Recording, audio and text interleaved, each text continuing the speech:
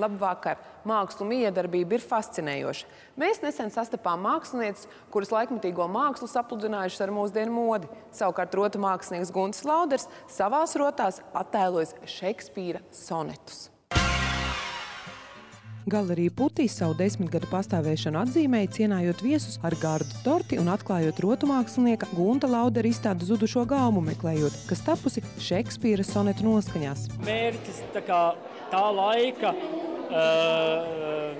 rotu dizainu un vispār attieksmi pret mākslu mēģināt parādīt mūsdienu prizmu, caur manu prizmu. Rotās pamanāmi daudz dzīvnieku un augu motīvu. Šobrīd arī pasaules tendence sapludināt mūsdienu mākslu ar vēsturiskiem šedevriem ir ļoti aktuāla. Daudziem Latvijas māksliniekiem rotēšanās ir būtiski. Tā ir vispār cilvēka būtība, pat esence.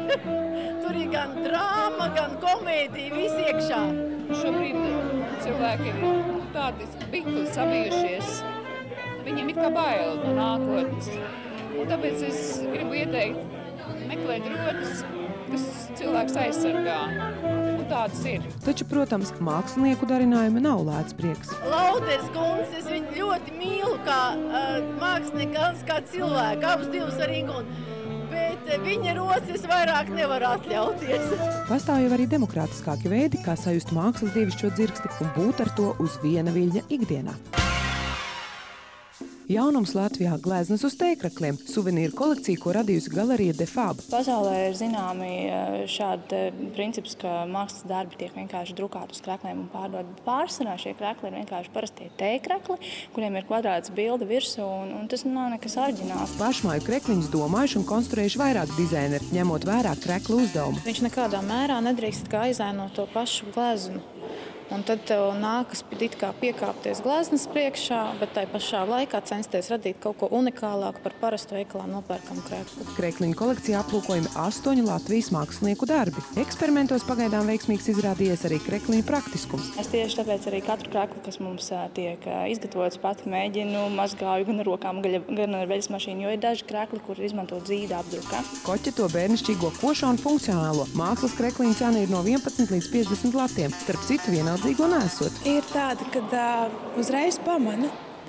Un ir neparasti, ka tā glezna, daļa no šīs manas gleznas ir pārgājusi tā kā citā dimensijā. Un ir kļuvusi valkājama, un es viņu varu nesēt pie savas sirds.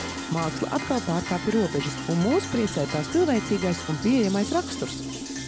Šobrīd atrodos uz perona un rokās turu iekāpšanas karti, lai dotos uz ikgadējo Latvijas Mākslas akadēmijas modes skati.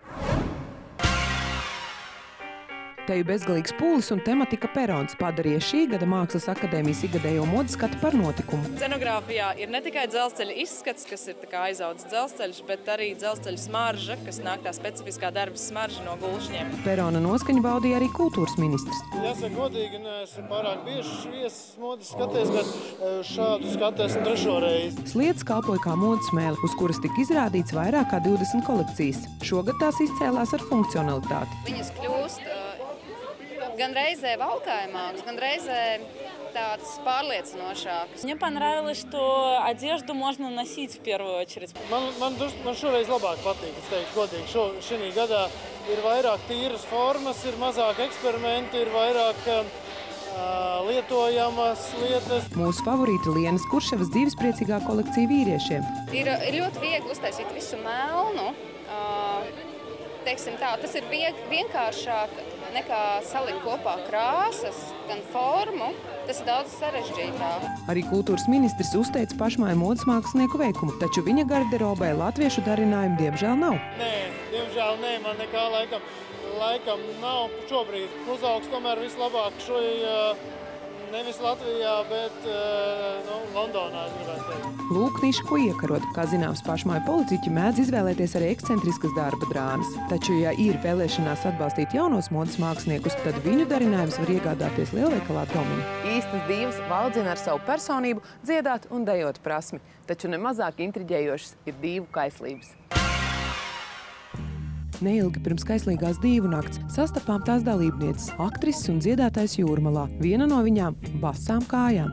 Man ir svarīgi saskars punkts un pēdas, kailas pēdas saskarē ar zemi un jebkādu citu materiālu. Manuprāt, tas ir ļoti kaislīgi un seksīgi.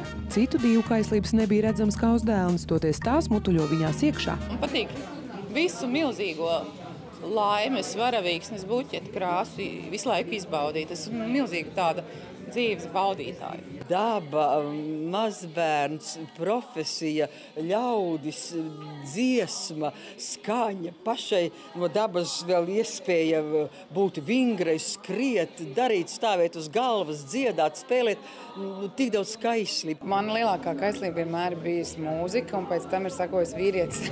Pieredzējušākā no divām padalījās savos dzīves par noslēpumos. Vai tev ir 18 vai 80 rumpi, nedrīkst nolaist dreģei un Harijam Liepiņam. Visu mūžu ir bijuši vieni paši izmēri. Recepte ir šāda. Man nav mašīnas, es skrienu kājām, es daudz raudu, es maz guļu. Es ļoti daudz strādāju. Pareizās proporcijas ir cilvēka iekšējās pasaules kārtības pamats, kas var būt kaislīgas dzīves atspēriena punkts. Šoreiz tas viss. Tiekamies atkal pēc nedēļas. Atā!